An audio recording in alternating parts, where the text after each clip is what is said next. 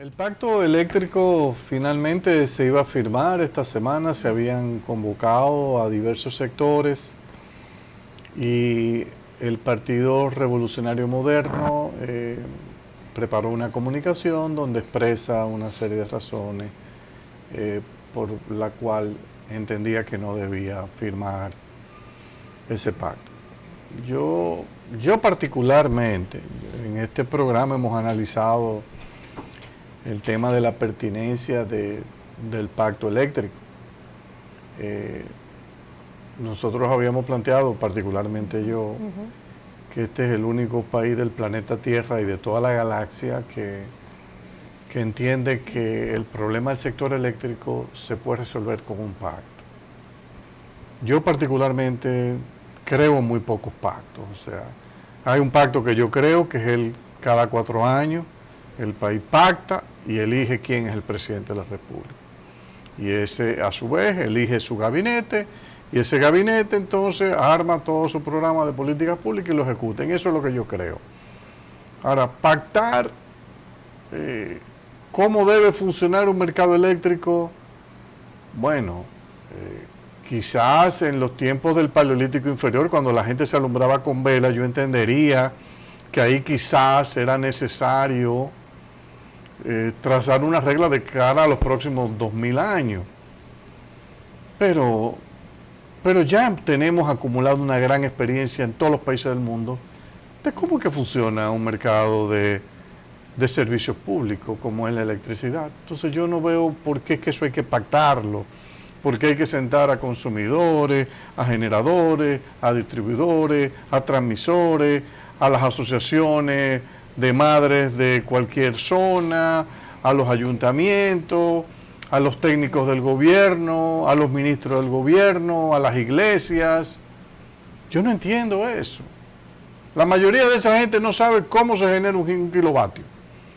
Entonces, sentarlo en una mesa para de ellos llegar a un consenso de qué es lo que hay que hacer en un país para que funcione el mercado eléctrico, no, me parece una tomadura de pelo. O sea, realmente yo creo que se han dedicado 4 años, muchas horas, a estar discutiendo, gente viéndose la cara, planteándose ideas, todo lo vacían en un documento que, no sé, tiene como 80 o 90 propuestas.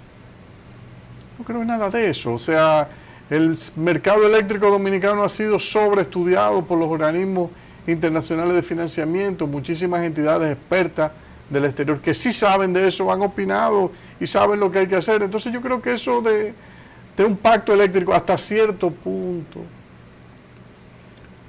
incluso creo que se ve mal. O sea, que un país recoja en sus medios de prensa, República Dominicana firma un pacto eléctrico, pero usted se imagina en el exterior, cuando entren en el internet y vean, pero mira, los dominicanos tuvieron que sentarse para firmar un pacto eléctrico.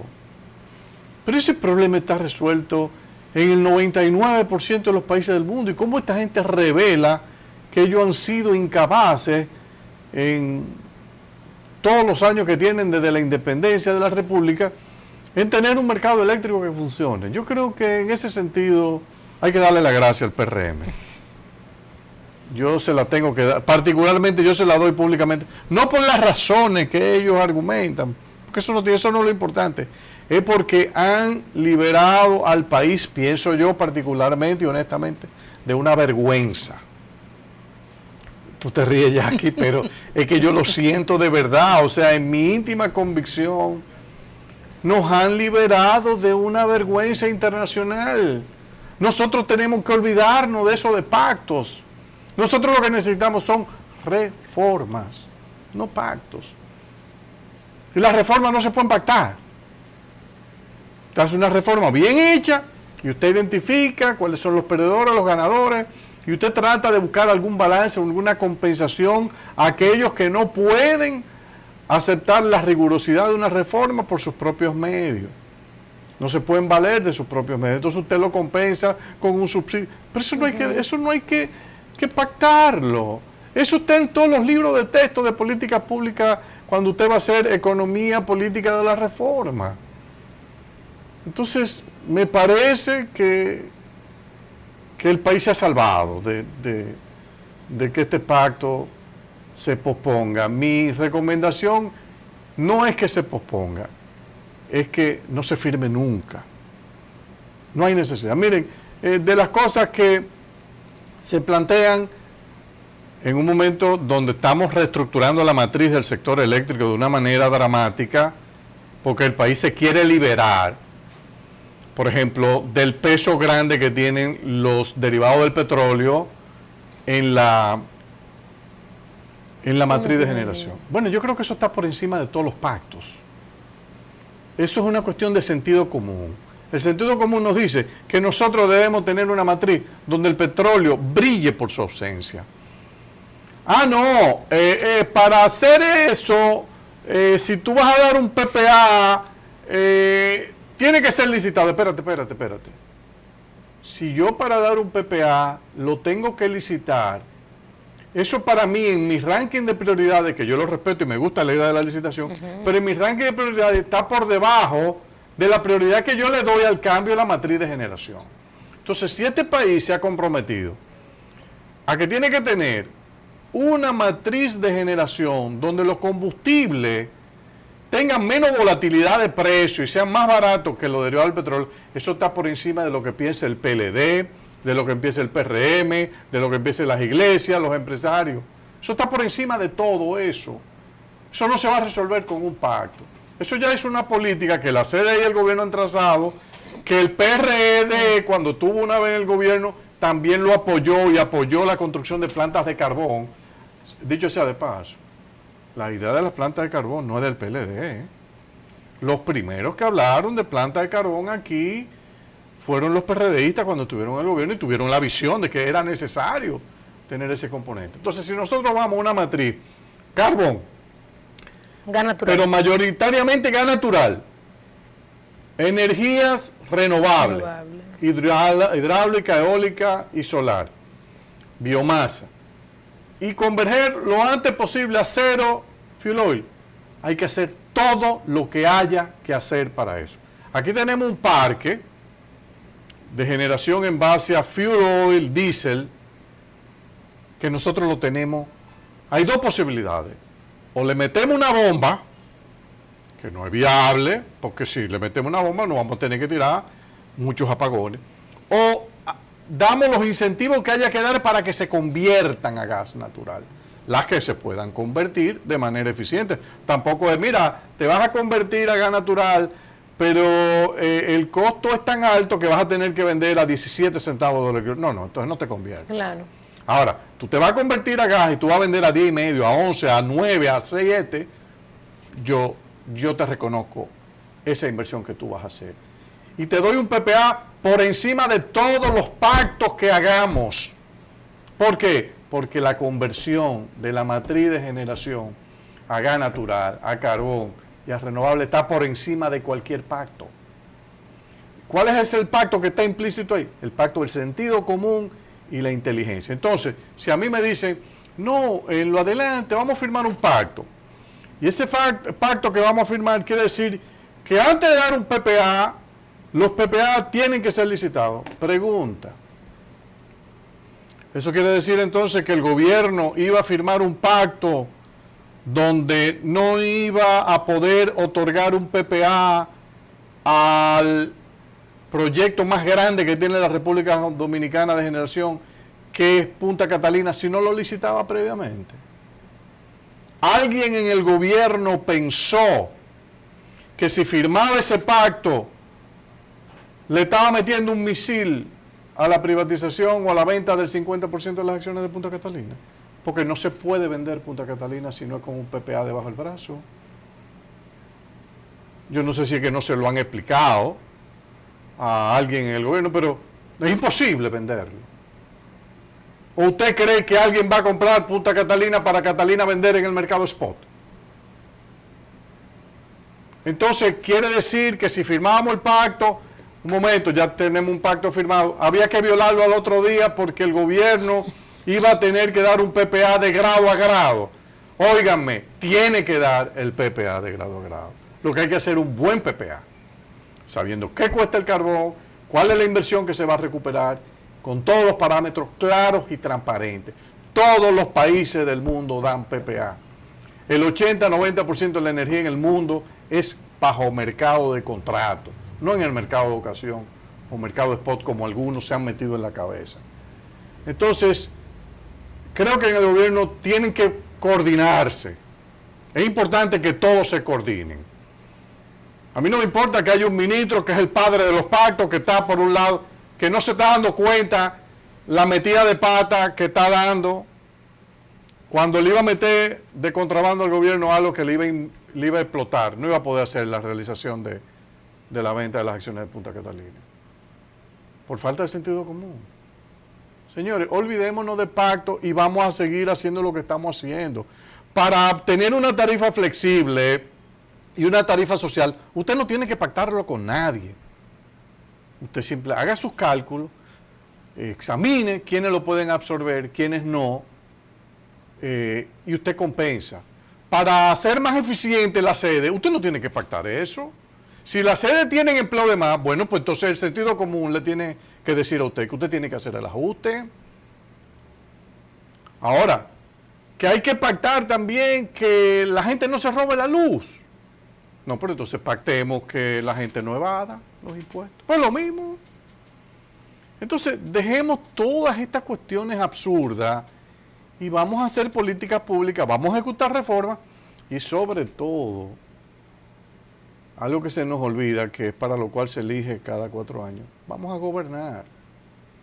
Porque el sector eléctrico lo que hay es que gobernarlo, trazarle las reglas y simplemente gobernarlo.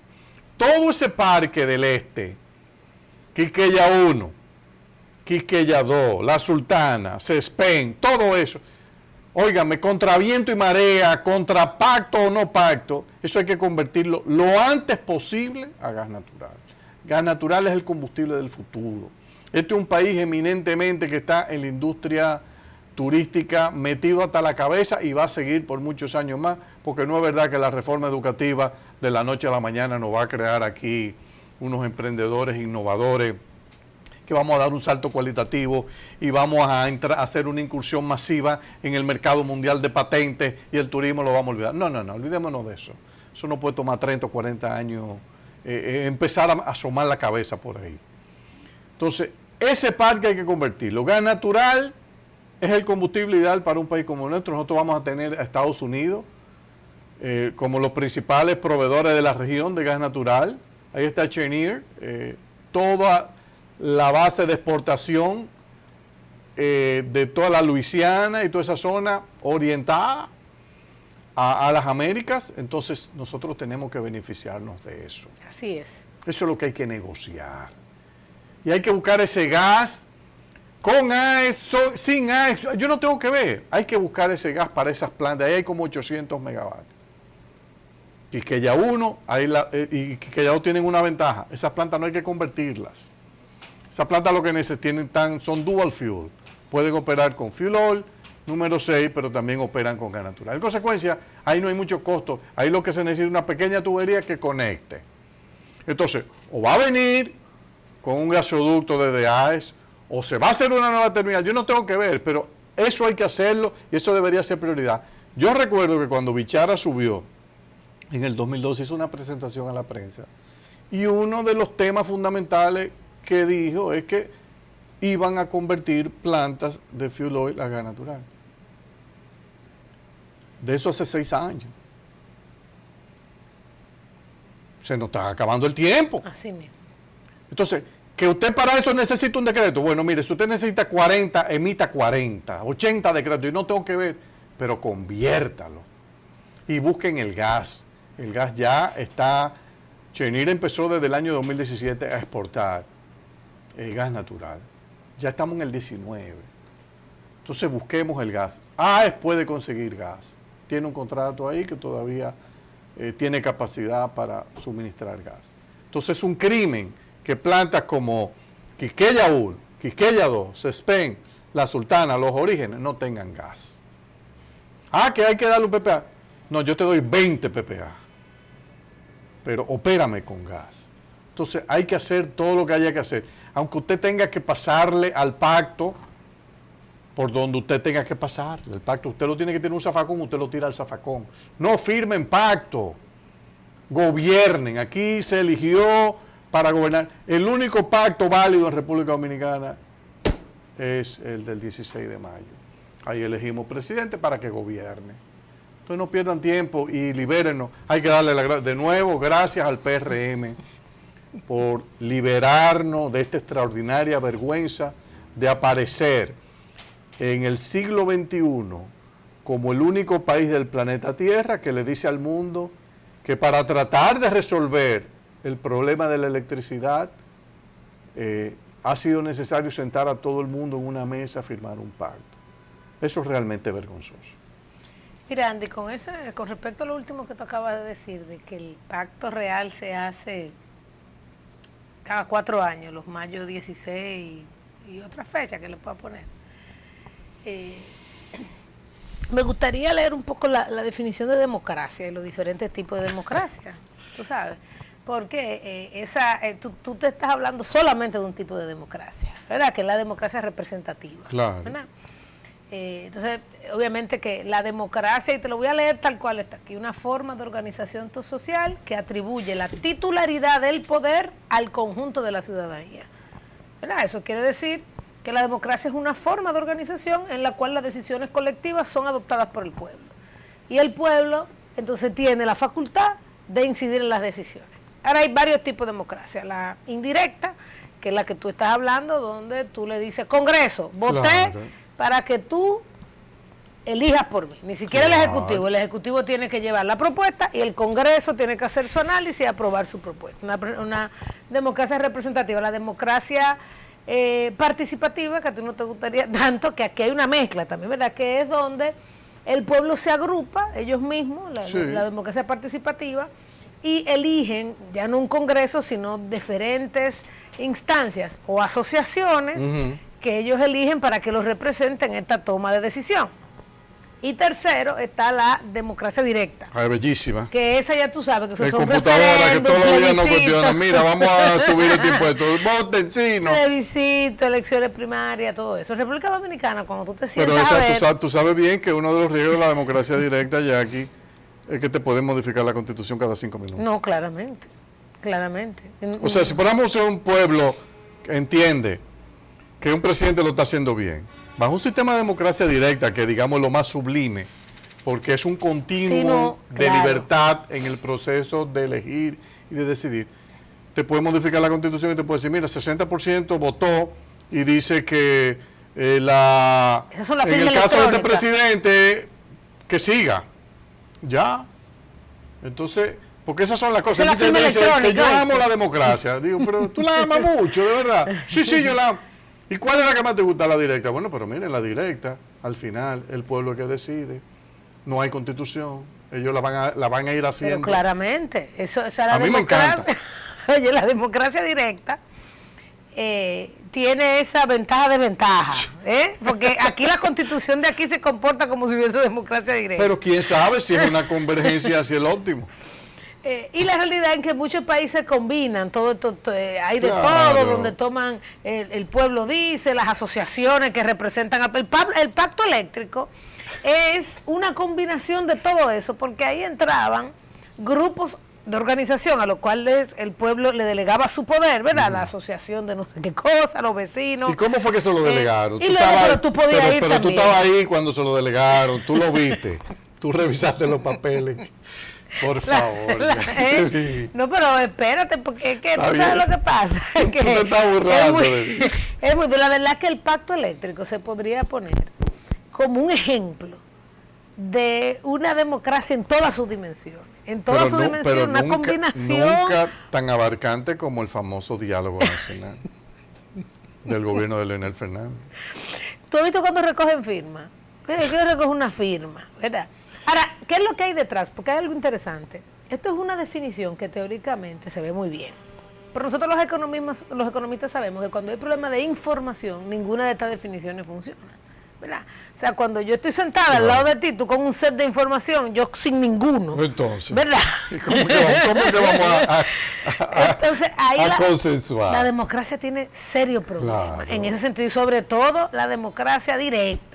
Claro, porque asume que todo el mundo maneja información. No solo eso, que tiene la misma inteligencia cada ser humano para poder analizar y sacar una conclusión y que sea procesar razonable. esa información. La verdad que con el tiempo, el acceso a la información, la capacidad de las máquinas, vamos a ponerlo así, de procesarte la información y darte información, se ha aumentado en el tiempo. Eso quiere decir que con el tiempo es mucho más fácil, de aquí a quizás 500, 600 años, es mucho más fácil lograr. De hecho, hay toda una teoría de si en un momento tus gustos te lo va a elegir. Claro. Google, tú entras a Google y dices, realmente, Claro. ¿qué es lo que yo quiero comer? Y Google te dice, mira, con esta tendencia que tú llevas los últimos 10 meses, esto es lo que tú Esto, deberías comer. claro. Eso va a suceder.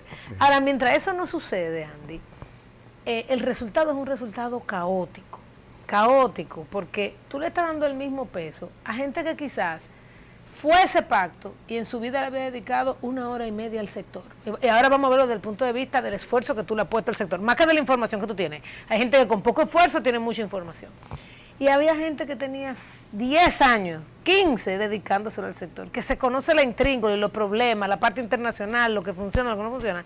Y esa persona tenía un peso igualito que aquel, que le dijeron, mira, ponte una corbata rápido, que tú tienes que ir al pacto, que yo estoy viendo una serie y yo no puedo ir al pacto. Claro. Entonces eso sucede. Y ese para mí es el gran problema, es el supuesto que hay detrás, Pero claro. es el modelo bajo el cual se construye. Venimos en un momentito.